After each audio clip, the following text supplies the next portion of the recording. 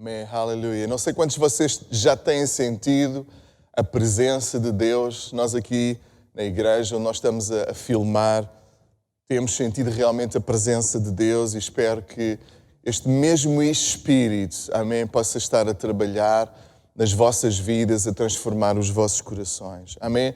Nós estamos hoje na última semana da jornada das 7 semanas desde Gênesis, passando por os juízes, passando pelos profetas, os reis, o Evangelho, o tempo da igreja, e nós agora vamos ver este pedacinho aqui que se chama os eventos futuros, amém? E o Apocalipse, ele 95% é profético. Isso é alguma coisa muito recorrente na Bíblia Sagrada. É o único livro que nós encontramos toda esta carga profética, porque o nosso Deus, Ele é o Senhor da história e Ele tem todo o poder. E quando nós percebemos que o nosso Deus é o Senhor da história e tem todo o poder, isso nos dá uma confiança e uma certeza inabalável. Então eu gostava de ver convosco hoje 7 eventos futuros. 7 eventos importantes para nós entendermos aquilo que está por vir. Amém? E eu convidava-vos a abrir em Apocalipse capítulo 1 e verso 3. Eu vou ler na versão NVI, nova versão internacional. E diz: Feliz aquele que lê as palavras desta profecia e feliz aqueles que ouvem e guardam o que nela está escrito, porque o tempo está próximo. Amém? Então, muitas vezes nós, quando vemos a pandemia, o Covid, guerras, rumor de guerras, nós perguntamos o que é que está por vir? Que sinais são estes? Qual o plano de Deus? Nós não queremos, de alguma forma, passar sem entender aquilo que Deus está a fazer à nossa volta. E uma das coisas que nós encontramos é que a Bíblia, quando ela repete alguns eventos, é porque esses eventos são muito importantes. E em relação à primeira vinda de Jesus, quando Ele veio como Salvador à Terra, nós encontramos cerca de 125 profecias. Mas da segunda vinda de Jesus, nós encontramos 329 referências proféticas, o que mostra a importância, amém, daquilo que nós vamos hoje falar. Apocalipse 1, 19 diz ainda: Escreva, pois, estas coisas que você ouviu, tanto as presentes como as que acontecerão. Então, daqui nós percebemos que as coisas que acontecerão, Deus dá uma revelação ao apóstolo amado, ao discípulo amado João, um dos discípulos dos 12 que andou mais perto de Jesus. E ele já era idoso, já tinha uma idade avançada e estava na ilha de Patmos, que era uma colónia prisional de Roma. E ali o apóstolo João, no dia do Senhor, ao domingo, ele tem uma revelação dos eventos futuros. E como nós vimos no versículo 3, feliz aquele que ouve e guarda estas palavras. Então, às vezes, nós fugimos um bocadinho do Apocalipse. Nós podemos ter duas reações. Nós gostamos muito do Apocalipse porque nos parece um livro interessante e cheio de mistério e de personagens fantásticas. Mas, por outro lado, achamos um pouco confuso e alguns de nós, até que já estão há muito tempo na igreja, têm curiosidade, mas fogem um bocadinho do livro do Apocalipse. Então hoje nós vamos tentar, de uma forma panorâmica, tocar em 7 partes fundamentais que nos trazem esperança e confiança. E é também um grande aviso para que nós possamos estar preparados. Então, destes 7 eventos, nós vamos falar sobre os sinais que antecedem a vinda de Jesus, o dia do arrebatamento da igreja, a grande tribulação, a vinda triunfante de Cristo, o milénio, o juízo final e a eternidade futura. Então a primeira parte tem a ver com os sinais que antecedem a segunda vinda de Cristo. E é interessante que Jesus, lá no Monte das Oliveiras, em Mateus 24, é também um capítulo profético, porque Jesus estava sentado no monte, diz no verso 3 do capítulo 24 de Mateus, Jesus está a falar com os seus discípulos e diz, um dos discípulos se aproximou dele em particular e pediram, diga-nos quando estas coisas vão acontecer e que sinal haverá da sua vinda e do fim dos tempos. Então, de alguma forma, Jesus, ele traz também uma palavra profética em relação à vinda dele e ao final dos tempos. E Jesus, quando ascendeu aos céus, ele diz, olha, eu voltarei, né? Ide por todo o mundo e pregai o Evangelho, significa o Rei vai chegar. Então, a primeira vinda de Jesus, Jesus veio implementar um reino interior. Amém? O reino de Deus chegou, um reino interior, mas agora na segunda vinda, Jesus, ele realmente vem para reinar. Então, alguns sinais que a Bíblia nos fala, como pandemias ou doenças, né? Pestes, noutras versões, guerras, terrorismo, que é rumores de guerras, fome, desastres naturais, o egoísmo também, os falsos ensinos, a imoralidade, a perseguição da igreja, o amor a esfriar, mas também um avanço tremendo da igreja, porque o Espírito de Deus está sobre a igreja. Então, quando nós começamos a ver estes sinais, Jesus disse para nós estarmos vigilantes e atentos. Diz que, como nos dias de Noé, disse Jesus, assim será também nos dias da vinda do Filho do Homem. As pessoas estavam preocupadas só com a sua vida, com as suas festas, e não ouviram 120 anos de pregação de Noé e as pessoas não quiseram entrar. E quando veio o dilúvio, eles foram mortos. E Jesus está a dizer, vocês estejam atentos aos sinais, vocês estejam atentos à pregação do Evangelho, vocês estejam atentos àquilo que eu estou hoje aqui a falar, e nós estamos a falar para teu benefício, para que tu possas entender e tu possas receber esta tamanha salvação e seres preservado do juízo vindouro. Amém? Então é muito importante que nós possamos estar vigilantes, nós possamos estar atentos àquilo que está a acontecer aos nossos olhos. Depois de 2000 anos, mais de 2000 anos de pregação, amém? Seria uma tragédia tu e eu ficarmos de fora, amém? Eu estou dentro, eu decidi seguir Jesus, amém? Então é muito importante nós não ficarmos para trás. E uma das coisas que nós encontramos na Bíblia, nas 7 cartas, na carta do Apocalipse às 7 igrejas, uma das coisas que nós encontramos é esta palavra de arrependimento. O que é arrependimento? É um reconhecimento que alguma coisa está mal em mim e eu preciso mudar a minha mente e o meu comportamento. Então, quem tem ouvidos, ouça. E uma das coisas que nós encontramos é que Deus não rejeita a sua igreja, mas Deus quer convidar-te a mudar.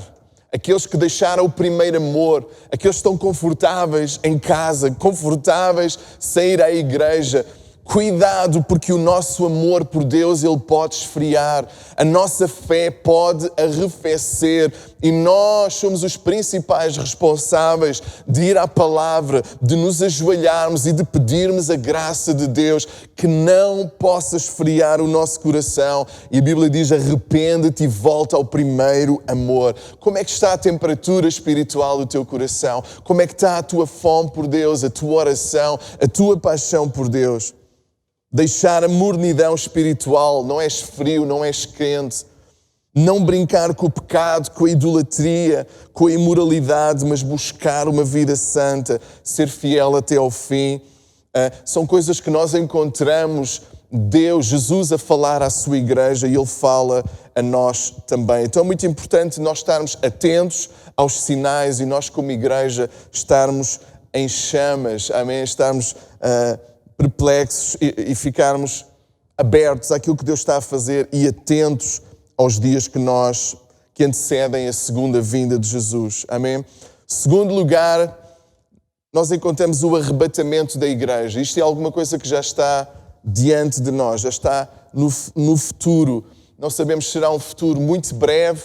O dia, a hora, ninguém sabe. Deus tem estabelecido um dia em que Ele vem buscar a sua igreja. E Paulo diz à igreja em Tessalónico, diz lá, porque o mesmo Senhor descerá do céu com alarido e com a voz de arcanjo e a trombeta de Deus. E os que morreram em Cristo ressuscitarão primeiro e depois nós, os que ficarmos vivos, seremos arrebatados juntamente com eles nas nuvens e a encontrar o Senhor nos ares e assim estaremos com Ele para sempre. Amém? 1 Tessalonicenses 4, 16 e 17. Então, o arrebatamento da igreja é este evento onde Cristo vem aos ares, amém? E atrai a igreja como se fosse um ímã. Aqueles que são dele vão ser atraídos. A igreja verdadeira vai ser arrebatada. Aqueles que já morreram em Cristo vão ressuscitar e ter um corpo semelhante ao corpo de Jesus ressurreto, um corpo glorificado.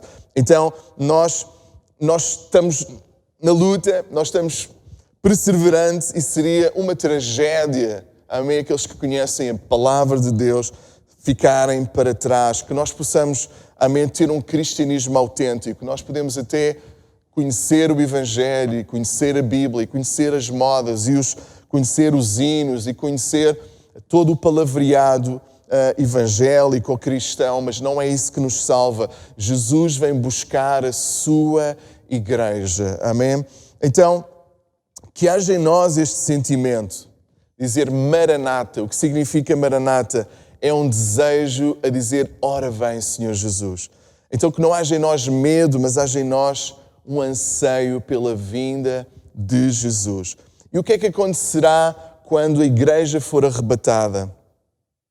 O tribunal de Cristo, Apocalipse 22:12, diz que eis que venho sem demora e comigo está o galardão que tenho para retribuir a cada um segundo as suas obras. O tribunal de Cristo não é para penalizar o pecado, porque foi cravado na cruz do Calvário o nosso pecado, mas é para retribuir de acordo com a nossa vida.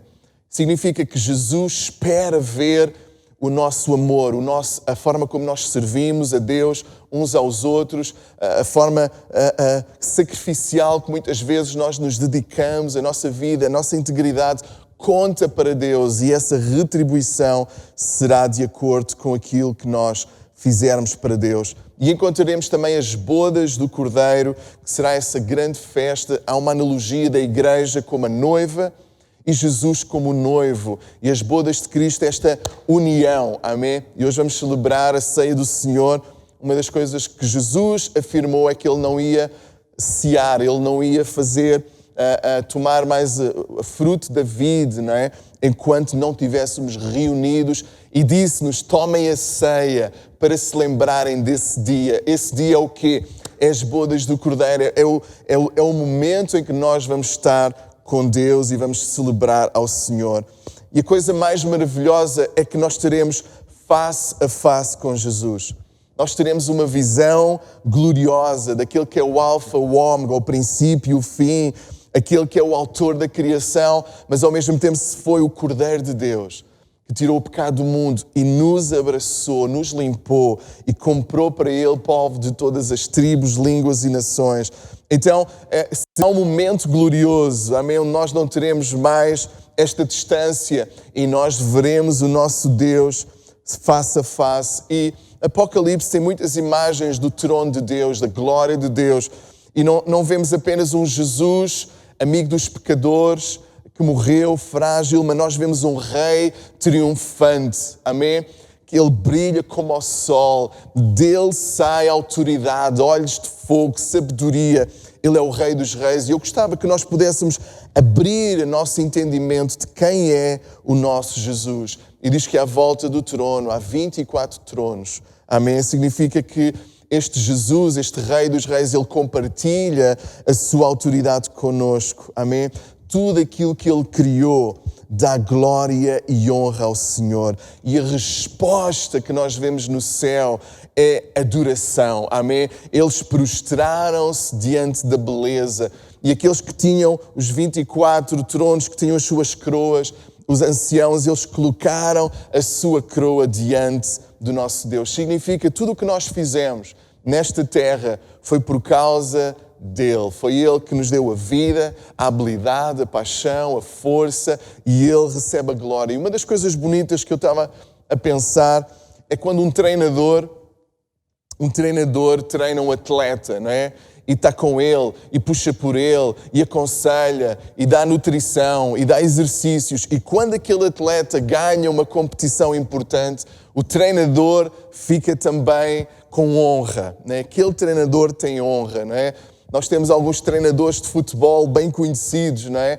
Quando a equipa vence um campeonato, etc., o treinador também ganha honra. E eu penso que há alguma coisa semelhante quando nós somos recompensados no céu por aquilo que nós fizemos. O nosso treinador, o nosso Jesus, aquele que deu a vida por nós e que nos enviou o Espírito Santo, ele recebe também honra, aleluia, porque nós usamos aquilo que ele nos deu, e tudo isso que nós fizemos será para a glória e honra de Jesus. Nós encontramos aqui pelo menos 3 respostas à beleza de Deus, cantando Santo, Santo é o Senhor, a santidade, a pureza de Deus, digno é porque Ele é o Criador e Ele é também o nosso Salvador, como nós lemos no início, amém? No início deste culto, Ele é o Senhor, Ele é o nosso Salvador.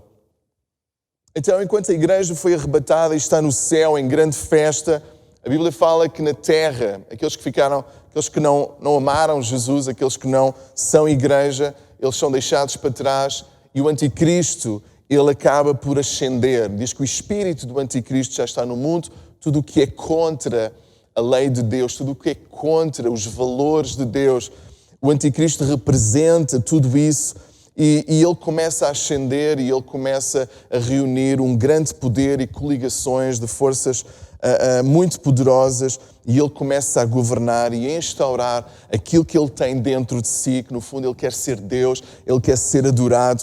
Então o diabo, ele inspira estas 2 personagens, que é o anticristo, que será uma figura mais política, e o falso profeta, que será uma figura mais religiosa. Ele vai haver uma falsa unidade nas religiões, e o diabo é aquele que vai inspirar, ou o dragão vai inspirar e vai dar poder ao anticristo e ao falso profeta. Obviamente eles vão ser figuras não com chifres, mas vão ser figuras muito populares, muito bem falantes, com muita inteligência, muito persuasivos, mas a agenda deles é uma agenda diabólica. Então, na altura da grande tribulação, nós percebemos na Bíblia que a atividade demoníaca, ela vai aumentar muito. O que é que isso vai trazer? Violência, o crime, o assassinato, isso vai aumentar de uma forma muito exponencial. Feitiçaria, bruxaria, a imoralidade, a perversão, a mentira, né? Ainda hoje de manhã eu estava a ver,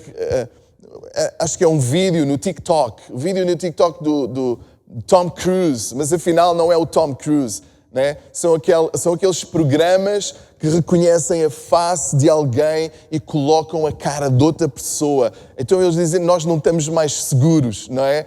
Porque de repente podem pôr a rainha a falar alguma coisa, ou Obama, ou um presidente, e nós não sabemos se é verdade ou não é verdade. Então nós vivemos num mundo de fake, mas eu quero dizer que a palavra de Deus é real e verdadeira, amém? E aquilo que eu estou a falar aqui não é a minha opinião, é aquilo que a Bíblia fala, está comprovado pela palavra de Deus.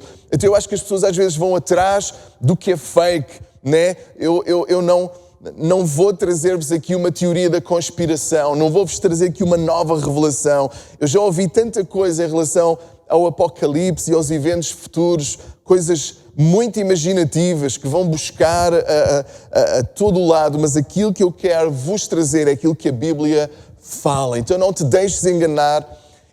O diabo, ele é enganador, sedutor. Nós às vezes só o vemos como ele veio para matar, roubar e destruir, mas não podemos esquecer que ele veio de uma forma subtil, como lá no jardim do Éden. Não é? Ele disse o quê? Olha, tu serás como Deus, certamente não vais morrer. Então o diabo não veio obrigar Eva, Adão, a comerem, a desobedecerem a Deus. Ele veio persuadindo. E é assim que ele trabalha, e o engano, falsas religiões e uma rebeldia contra Deus será muito grande na altura da grande tribulação. Então o pecado O pecado é o que é o contrário de Deus, da santidade de Deus. E Deus é tão santo e tão puro, Ele não pode simplesmente ignorar aquilo que está a acontecer. Ele não pode ignorar o pecado, né? O pecado ou crucifica-se ou tem que se julgar. Não há meio termo. Então, Jesus na cruz do Calvário, Ele não foi um mártir, Ele foi o Cordeiro de Deus, significa Ele foi aquele que levou sobre si o nosso pecado, a nossa iniquidade, a nossa maldade. E nós, quando cremos nele, é como se essa justiça fosse transferida para nós. Então, na grande tribulação, como as pessoas estão contra Deus, haverá juízos uns após os outros.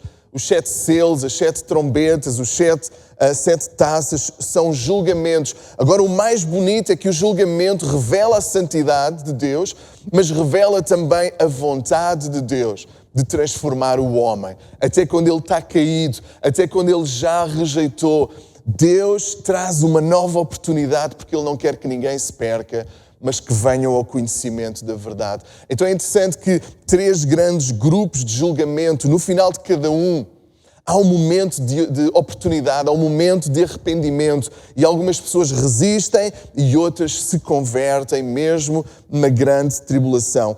Então é interessante nós percebermos que o julgamento também, ele fragiliza esse reinado do anticristo e ele mostra a santidade de Deus e Deus vai enviar 2 testemunhas. Amém? Então haverá testemunha, haverá pregação, mas neste tempo da grande tribulação acredita-se que as pessoas têm que crer em Jesus para ser salvas, mas pagarão com a vida. Muito provavelmente serão martirizadas por causa da perseguição. Amém? Então, o 4º evento será a vinda triunfante de Cristo. Então, depois das bodas do Cordeiro, amém? Essa reunião onde a igreja é triunfante. Diz que o anticristo, ele vai querer adoração. E aqueles que são judeus, né? Eles não vão adorar o anticristo. Então, eles vão ser perseguidos de todas as nações e apertados de todos os lugares. E nessa altura que eles vão clamar a Deus e diz que Jesus vem em glória. Primeira vez que Jesus veio, muitos não o reconheceram porque eles queriam um rei, um descendente de Davi. Mas naquela altura, eles vão reconhecer Jesus e Jesus vai dizer: vejam as marcas na minha mão, sou eu, aquele que vocês rejeitaram, mas agora eu vim em glória.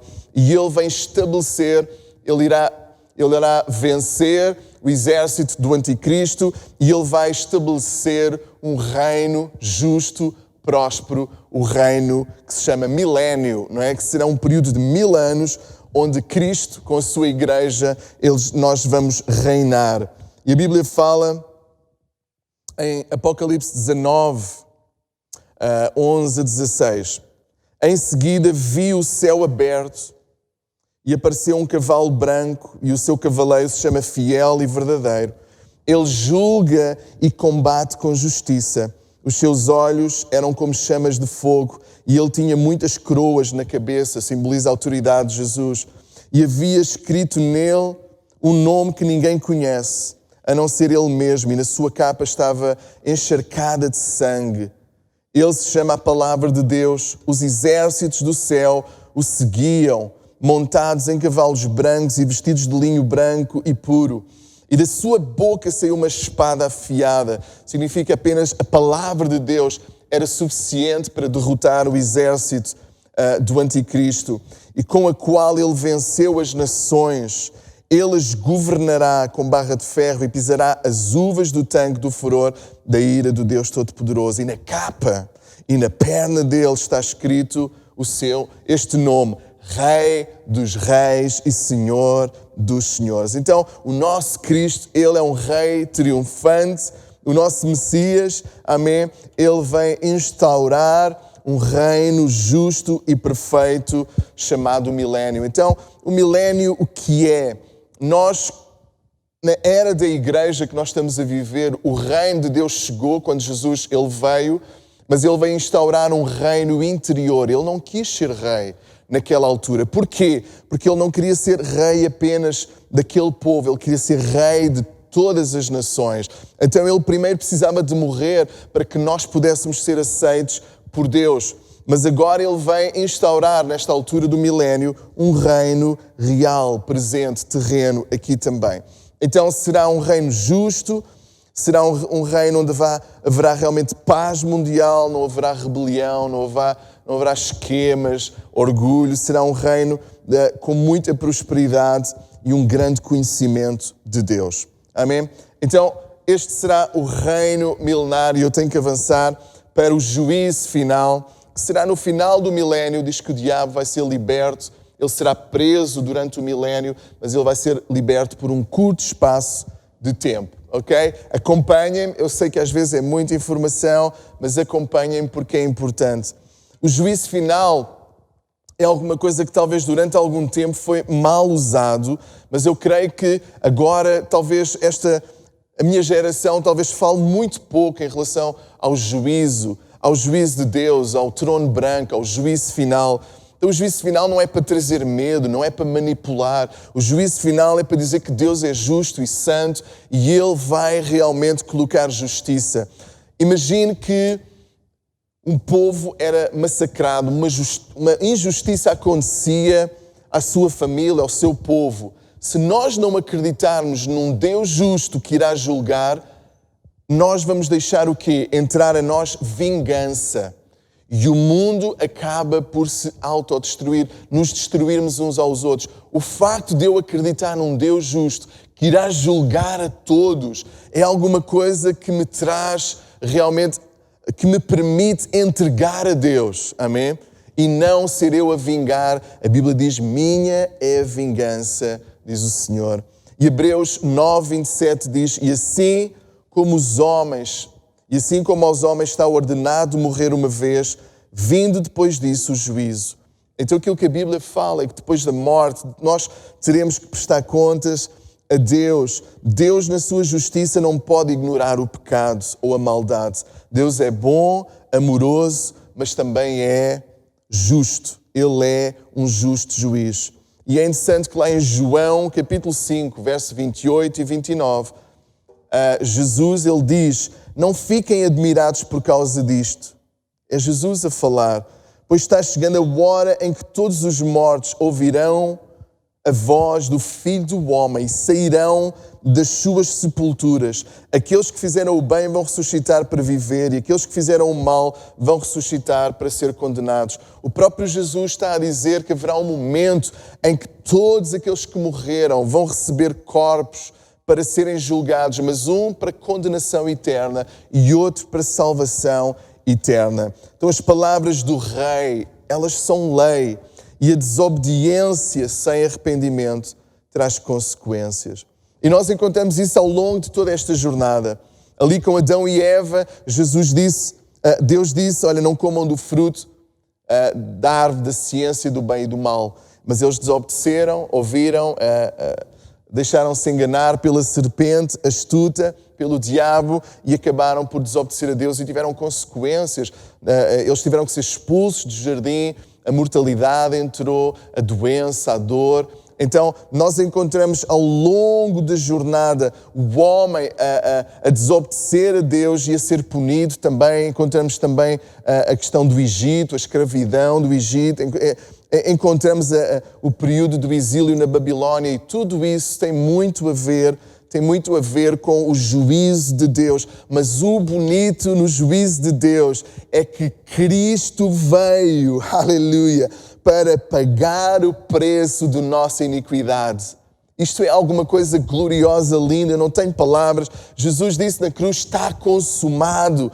O preço foi pago, o Cordeiro de Deus, amém? Que tira o pecado do mundo. Então aquilo que nós temos que fazer para não estarmos debaixo do juízo de Deus é nós crermos em Jesus e a sua justiça, ela vem para nós. E Apocalipse 20, 11 a 13 diz, então vi um grande trono branco e aquele que está sentado nele, a terra e o céu fugiram da sua presença e não foram vistos mais. E vi também os mortos, tanto os importantes como os humildes, que estavam de pé diante do trono. E foram abertos os livros. E também foi aberto outro livro, o livro da vida.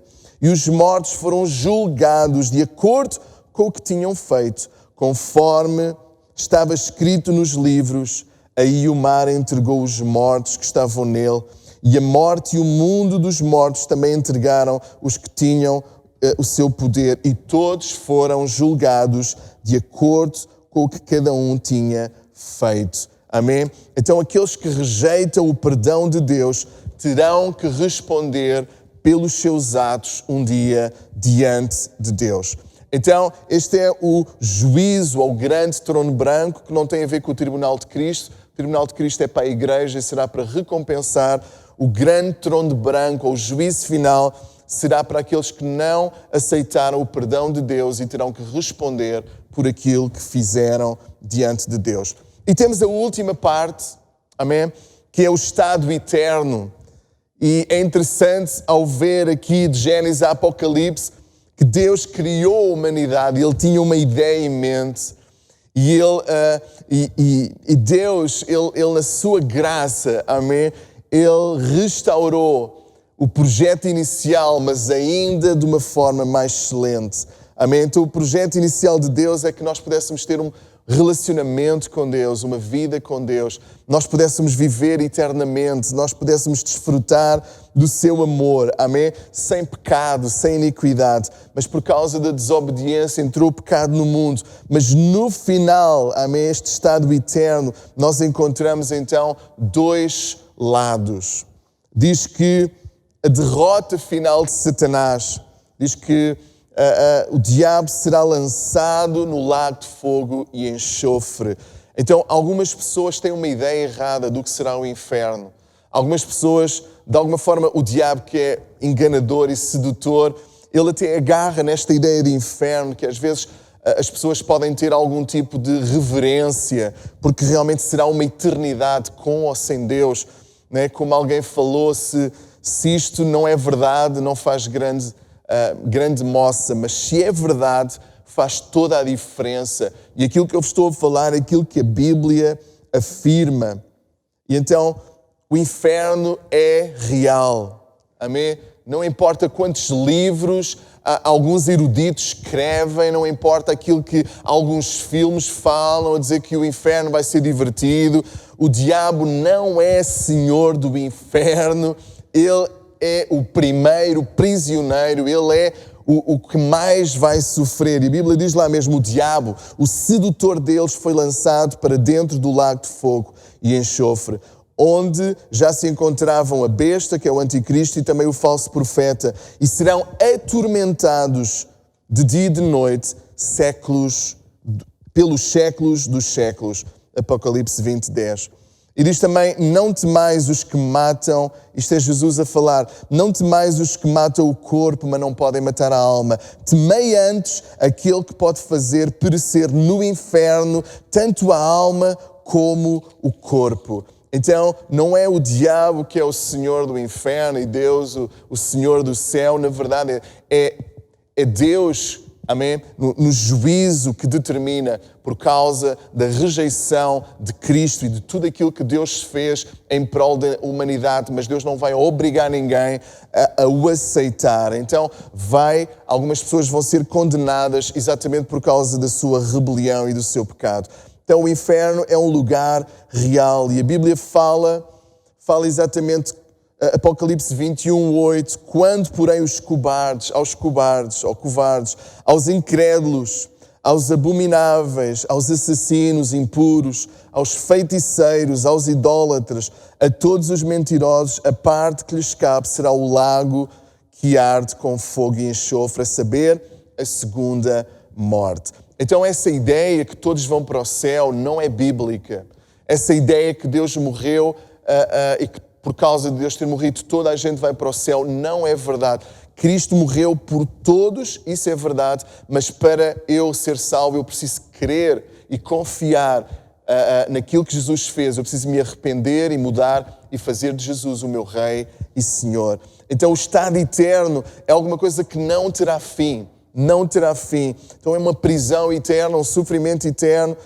aqueles que rejeitaram vez após vez, o amor de Deus. E na verdade o inferno mostra também o amor de Deus, da onde Deus nos livrou ao morrer na cruz do Calvário, porque o inferno era aquilo que nós merecíamos estar, porque todos nós pecamos, eu e tu, nós merecíamos ir para lá, mas Cristo foi à cruz do Calvário para nos arrancar de lá. E tu ainda tens hipótese, amém?